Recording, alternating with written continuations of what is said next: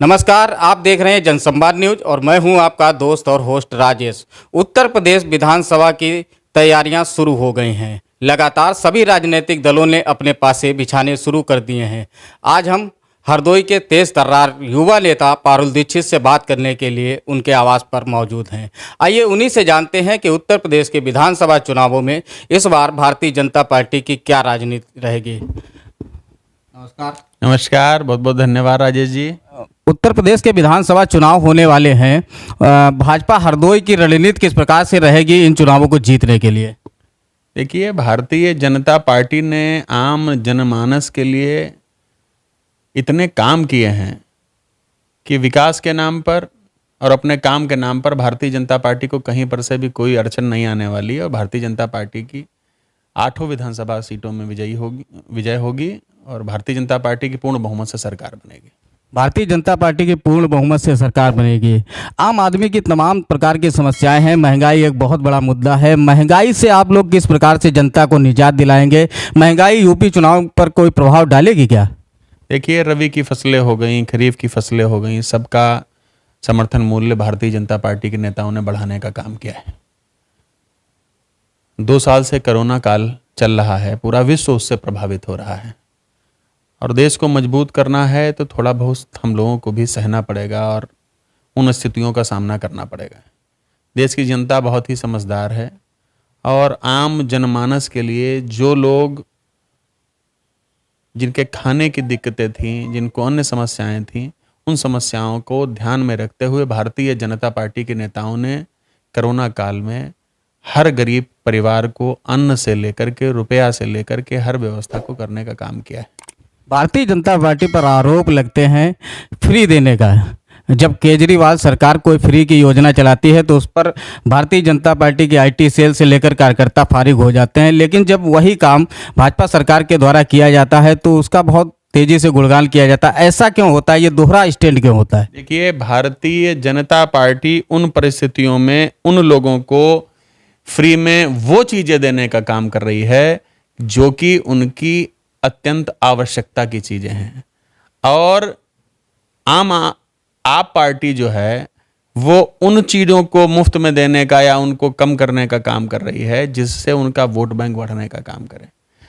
हमारे नेताओं ने कोरोना काल में जब देखा कि लोग अपने घरों में बैठे हैं और वो लोग इस स्थिति में नहीं हैं कि महीने 2 महीने के बाद में वो रोटी खा पाने की स्थिति में हो, तो उनको अनाज देने का काम किया, उनको अन्य व्यवस्थाएं देने का काम किया, उनको तेल से लेकर के दैनिक उपयोग की जितनी भी चीज़ें थी उनको फ्री में देने का काम किया। इसलिए देने का काम किया कि आम जनमानस में कोई भी व्यक्ति मरने ना पावे भूख से। भारतीय जनता पार्टी के नेता आदरणीय नरेंद्र भाई मोदी जी जब प्रधानमंत्री 2014 में बने तो उन्होंने कहा कि हमारे देश की महिलाएं शौच के लिए सुबह 4 बजे उठ करके बेचारी जाती हैं और खेत पर बागों में खलिहानों में जाती हैं और अगर कोई दूसरा सामने से निकल रहा होता है रास्ते से तो उनको शर्मिंदगी का सामना करना पड़ता है, अपना मुंह छुपाने का काम करना पड़ता है, ऊपर से पल्लू डालने का काम करना पड़ता है। भारतीय जनता पार्टी के नेता ही सिर्फ इतनी बड़ी सोच रख सकते हैं कि उन्होंने पूरे देश में हर घर में शौचालय बनवाने का काम किया। आम आदमी पार्टी इस बार जो है उत्तर प्रदेश के विधानसभा चुनाव भी लड़ेगी। आम आदमी पार्टी ने एक बहुत बड़ी योजना का ऐलान किया है कि अगर उनकी सरकार बनती है तो वह प्रत्येक घर को 300 यूनिट बिजली मुफ्त देगी। उसके इस ऐलान से जो है भाजपा की रणनीति किसी प्रकार से प्रभावित होगी? देखिए, आपको मैं बता दूं, सन 2019 में लोकसभा का चुनाव था।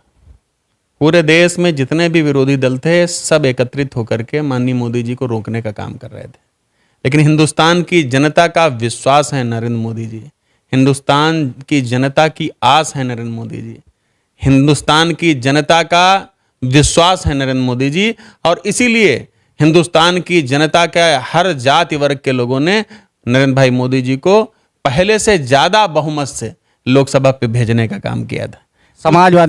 ये सब पार्टियां एक हो जाएं। समाजवादी पार्टी भी इस बार जो है अपनी तैयारियां लगातार दुरुस्त कर रही है। काफ़ी मजबूती के साथ उन्होंने चुनाव लड़ने का अपना प्लान और रूपरेखा तैयार कर लिया है। क्या समाजवादी पार्टी इस बार भारतीय जनता पार्टी के लिए कोई चुनौती पेश कर पाएगी? आपको कहीं लगता है? आप पत्रकार हो, आपको कहीं लगता है कि मोदी जी के और योगी जी के सामने कहीं कोई पार्टी टिकने वाली है? आप हमको बताने का काम करो। आप देख सकते हो कि सड़कों से लेकर के, बिजली व्यवस्था से लेकर के, पहले हम लोग रातों में, आप और हम सब लोग पूरी पूरी रात छतों पर बैठे और पंखा डुलाया करते थे और मच्छरों से अपने आप को नुचवाने का काम करते थे। मुश्किल से 8 घंटे 10 घंटे लाइट आया करती थी। सड़कों की आपने बात की, सड़कों की, एक मिनट, सड़कों की आपने बात की। गड्ढा मुक्त अभियान एक इससे पहले भी चलाया जा चुका है। 23 जून तक आदरणीय योगी जी ने कहा था कि 23 जून तक जो है गड्ढा मुक्त सड़कें कर दी जाएंगी, लेकिन फिर भी सड़कें जो है गड्ढा युक्त ही रही। एक बार फिर पुनः ऐलान हुआ है कि सड़कें गड्ढा मुक्त की जाएंगी। क्या होगा इस बार इस ऐलान का क्या होगा? देखिए, पिछली बार की जो आप बात कर रहे हो, पिछले 2 वर्षों में कोरोना ने देश को बहुत बड़ा नुकसान पहुंचाने का काम किया है। पूरे देश को ही नहीं, पूरे विश्व को बहुत। तो हमारी उस समय की ज़रूरतें थी, भारतीय जनता पार्टी ने उन ज़रूरतों को पूरा करने का काम किया था।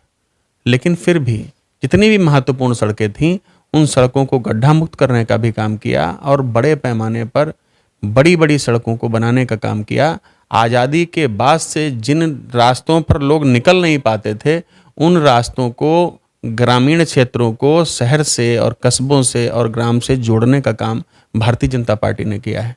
ये आप अगर आंकड़े निकाल कर, मेरे पास समय आंकड़े नहीं हैं, लेकिन अगर आप पीडब्ल्यूडी से, आरईएस से, अन्य विभागों से अगर आप आंकड़े निकाल करके देखेंगे तो आपको मालूम पड़ जाएगा कि पिछली सरकारों के मुकाबले कितना ज़्यादा काम उत्तर प्रदेश की सरकार ने इन 4.5 वर्षों में किया है। किसान नेता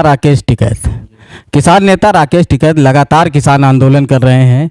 दिल्ली में काफ़ी समय से धरना प्रदर्शन भी हो रहा है, आंदोलन हो रहा है। अब तक लगभग 600 किसानों की मौत हो गई है, ऐसा दावा राकेश टिकैत करते हैं।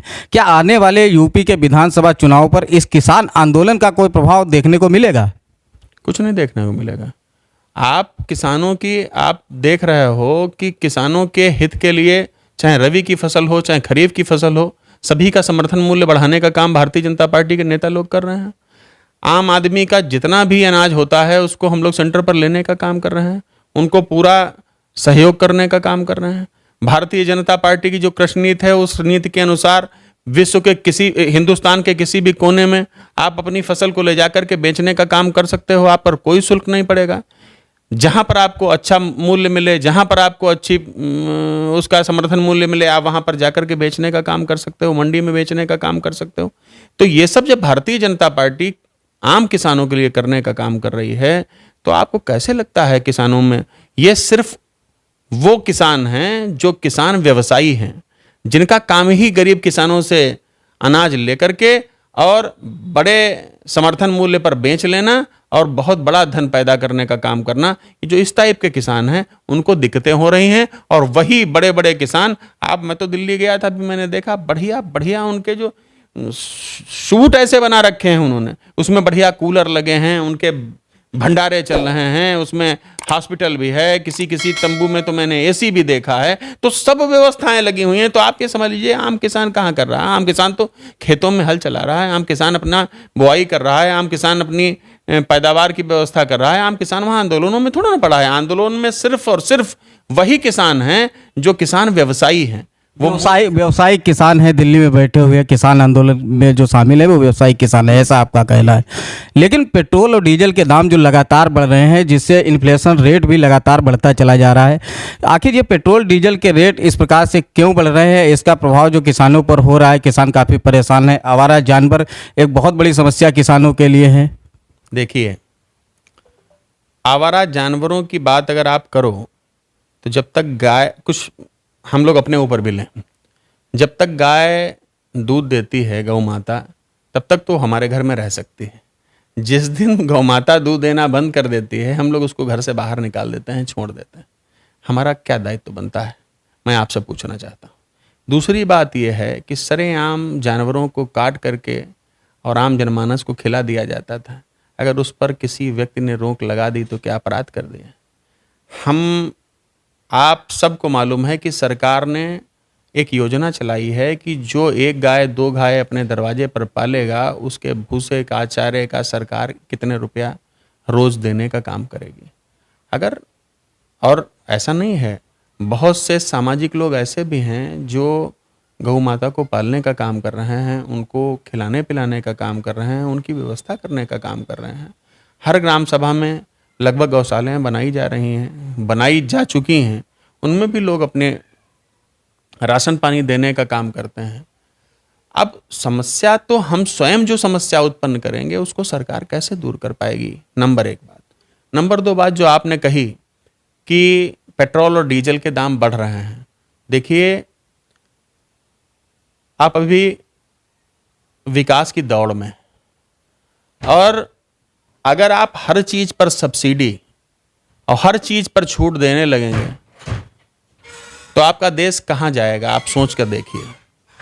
हिंदुस्तान की स्थिति आज से पहले कुछ समय तक ये थी कि चाइना हर 2 साल में 3 साल में हमारी कुछ ना कुछ जमीन को हड़प लेने का काम करता था। रक्षा की आप बात कर रहे हैं, रक्षा से संबंधित आपने बात कही है। विकास की दौड़ में जब भारत शामिल होता है तो कई चीज़ों पर बात की जाती है। इन्फ्लेशन को जो है रक्षा से जोड़ दिया जाता है। लगातार राफेल की चर्चाएं की जाती हैं। राफेल और विकास में एक बहुत अंतर है, इसको एक दूसरे से नहीं जोड़ा जाना चाहिए। लेकिन उसके बाद भी जिस प्रकार से भाजपा के नेता इसे जोड़ करके बताते हैं और महंगाई, इन्फ्लेशन को जायज़ बताते हैं, आखिर महंगाई किस प्रकार से जायज़ बताई जा सकती है? देखिए, महंगाई जायज़ नहीं बताई जा रही है।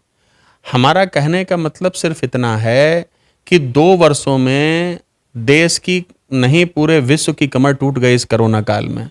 उन परिस्थितियों की वजह से थोड़ी महंगाई बढ़ी है, उन पर धीरे धीरे कंट्रोल करने का काम भारतीय जनता पार्टी की सरकार कर रही है, और आपको जल्दी ही दिखाई भी पड़ेगा। ऐसा नहीं है, कोई जादू मंत्र नहीं है कि एक पल में आप हर चीज़ को, व्यवस्था को, हर चीज़ को, 100 साल की, हमारा हिंदुस्तान को आज़ाद हुए 75 साल हो गया।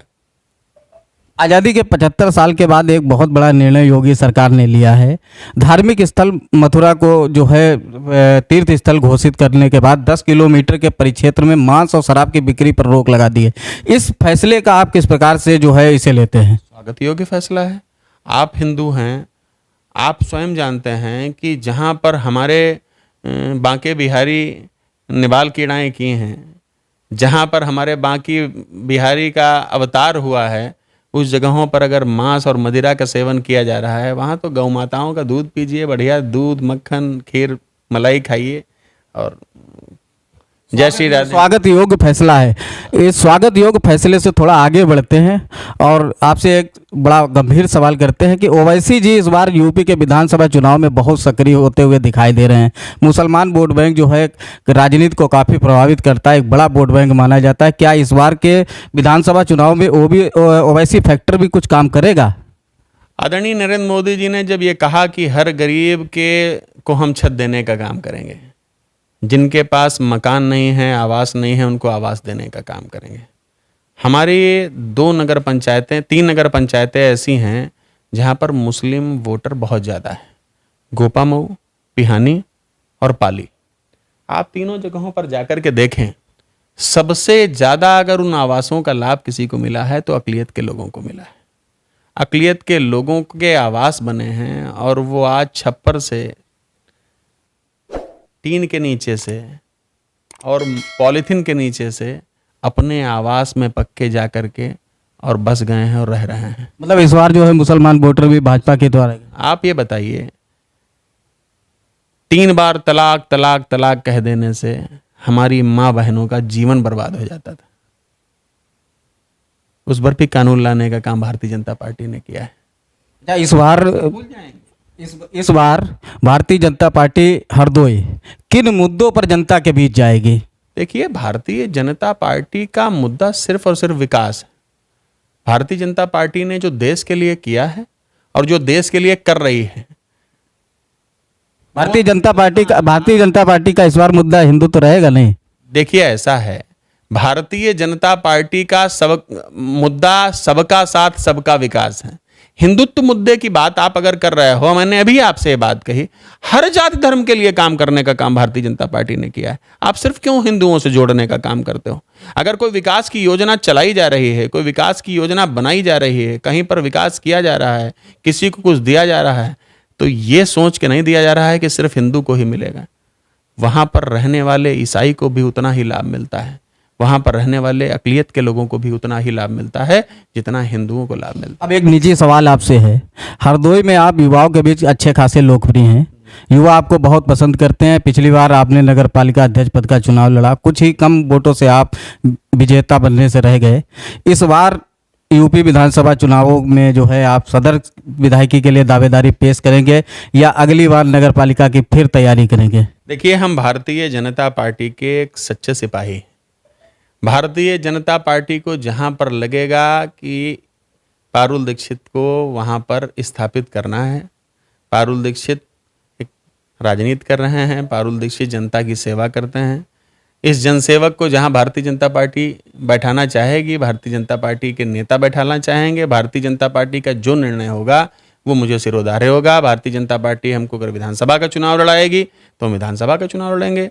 भारतीय जनता पार्टी हमसे अगर ये कहे कि नहीं, आपको विधानसभा का चुनाव नहीं लड़ना है, आपको नगरपालिका के चुनाव लड़ना है, तो हम नगरपालिका के चुनाव लड़ेंगे। लेकिन हम भारतीय जनता पार्टी के साथ हैं और भारतीय जनता पार्टी के नेताओं का जो भी आदेश होगा वो मेरे लिए सिरोधार्य होगा। अगर भारतीय जनता पार्टी आपको सदर से अपना प्रत्याशी बनाती है तो युवाओं के लिए आप ऐसी कौन सी योजनाएं चलाने का काम करेंगे जिससे युवाओं का विकास हो सके? भाई साहब, हरदोई नगर में या हरदोई विधानसभा में ऐसी कोई भी व्यवस्था नहीं है जिससे नौजवान रोजगार पा सके। एक शुगर फैक्ट्री है, हरियाणा शुगर फैक्ट्री, उसके अलावा हरदोई विधानसभा में ऐसी कोई व्यवस्था नहीं है जहां पर नौजवान। हमारा सबसे बड़ा उद्देश्य ये रहेगा कि कुछ ऐसा हरदोई को देने का काम करें जिससे हरदोई के नौजवानों को 10,000 5,000 की नौकरी करने के लिए बाहर न जाना पड़े, हरदोई के युवाओं को पलायन न करना पड़े और हरदोई का नौजवान हरदोई में ही रह करके अपना जीवन यापन सुखमय तरीके से कर सके और अपने परिवार के साथ सुखमय रह सके। चलिए, ये थे पारुल दीक्षित जी, भाजपा के वरिष्ठ नेता हैं। हमने बात की। पारुल जी, आपका बहुत बहुत धन्यवाद जनसंपर्क न्यूज़ से बात करने के लिए। जो आपने आज हमारा इंटरव्यू लेने का काम किया, और आपका बहुत बहुत धन्यवाद। बहुत बहुत